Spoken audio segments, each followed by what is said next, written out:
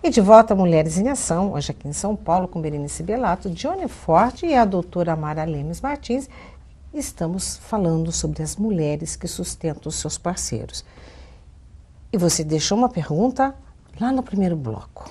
Porque estava se falando, a Mara diagnosticando, né, que são mulheres de baixa autoestima. E tem um tempo aí que pode acordar, ver quem o parceiro é e o fim é triste, é doloroso. Que dirá se esse parceiro larga dessa mulher, assim, enquanto ela nem viu? O que acontece?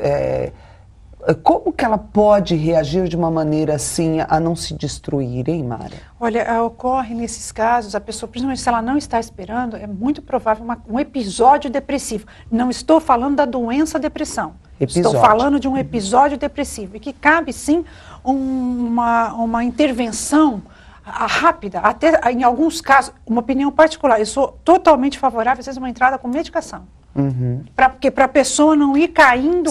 Porque num determinado momento mudou a química, mudou não é? a química. Existem então, pesquisas hoje. Né? Existem pesquisas hoje em universidades de primeira linha, nos Estados Unidos, na Inglaterra, onde está comprovado que uma desilusão amorosa, ela mexe de uma tal maneira com os nossos neurotransmissores que, se não houver uma intervenção externa, a situação fica muito complicada. Então, falar, você é fraca, você está dando muita importância para essa pessoa não merece, não é assim que funciona. O nosso cérebro, ele não é linear. É importante a gente saber os recursos que a medicina oferece justamente para uma qualidade de vida melhor. Porque é fácil, às vezes, rotular onde já se viu você se envolver com esse aproveitador, ou você é fraca. Né? Eu acho que é entender, respeitar o próximo. Né? E sem aquela... Quem somos nós para julgar? E né? Tem alguém que esteja imune a isso? Não, eu acredito que não. Eu acredito que não. Muitas pessoas... Em algum momento da sua vida... Em alguns momentos, né, não sabemos, às vezes, a perda de um ente querido, uma sensação de solidão, de abandono. Né? Principalmente, eu acho que a perda de um ente querido abre muito para esse lado. Eu já tive muitas pacientes assim. Né? Pessoas, eu tenho uma paciente assim, alguma coisa em torno de 70 anos, namorando um rapaz de 30 e que literalmente ela sustenta. Ela colocou ele no lugar do filho. Sim. Sabe aquela situação? Então, assim, eu acho que não julgar, eu acho que quem está, né, procurar colaborar, mas sem rotular, sem menosprezar, sabe? Sem judiar dessa pessoa que também, principalmente se ela foi, entre aspas, abandonada, ela já está sofrendo. Houve uma ruptura de algo que ela estava acreditando. Ela precisa de ajuda para se conscientizar, para ver com lucidez a situação. Sim, e não desprezar a possibilidade, se só alguns sinais de episódio depressivo, não tem ânimo para nada, só tem vontade de ficar deitada dentro de casa, não tem vontade do trabalho, não desprezar a possibilidade de um auxílio medicamentoso, porque o preconceito, eu acho que ele é pior do que a situação. E quanto tempo você acredita, assim, pela medicina, que pode durar vamos colocar essa depressão? Esse episódio, sei lá. Quanto tempo, mais ou menos, dura isso? Olha, existe uma diferença muito grande entre tristeza e depressão. São coisas diferentes. Quando se caracteriza que a pessoa está num quadro literalmente depressivo. Então, ela teve uma perda, né, aí tem as tabelas de estresse, que seria perda de ente querido, ou desilusão amorosa, perda de emprego. 6 meses é o tempo, às vezes, da pessoa, é uma tristeza normal. É uma tristeza normal, né?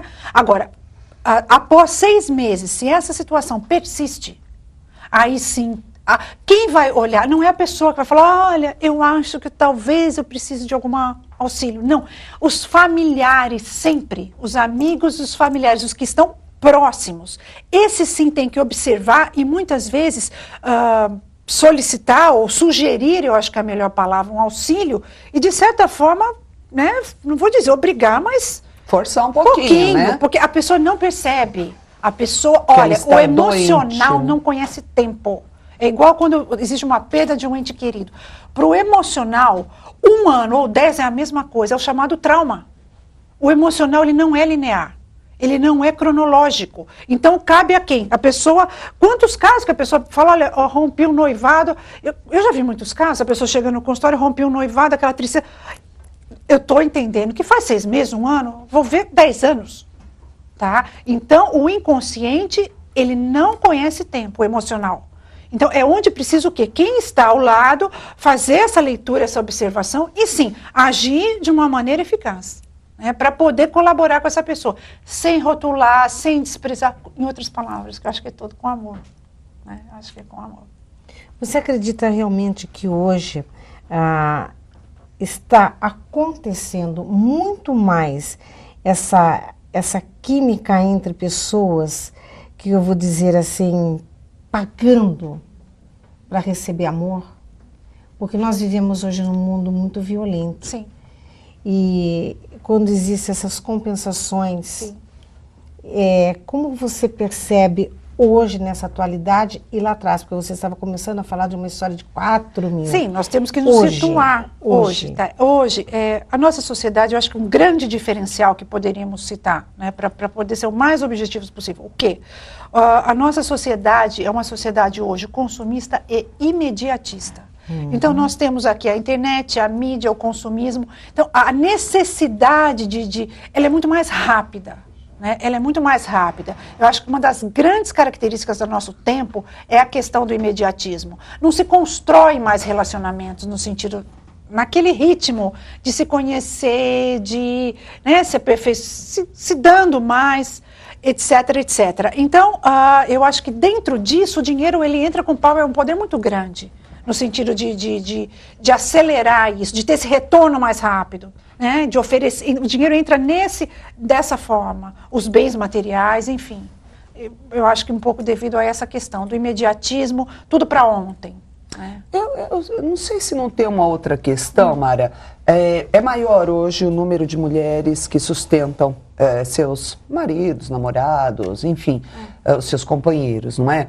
Pode ser também pela evolução da mulher no mercado de trabalho. Certeza.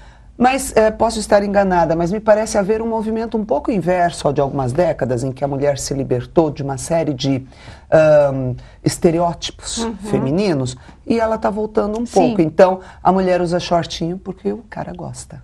Ela vai botar o silicone, ela vai se submeter, ela vai morrer por causa de uma lipoaspiração, se for o caso. Muitas vezes ela nem está tão incomodada, mas ela acha que vai agradar o seu homem. Então a mulher não deu assim um passinho para trás, não, nesse sentido de fazer qualquer coisa para agradar o seu homem. Esse passinho para trás é até daqui a pouquinho, porque eu estou entrando aqui no intervalo, agradecendo os nossos apoiadores culturais. Segue mais, Jeco Gold, até daqui a pouco.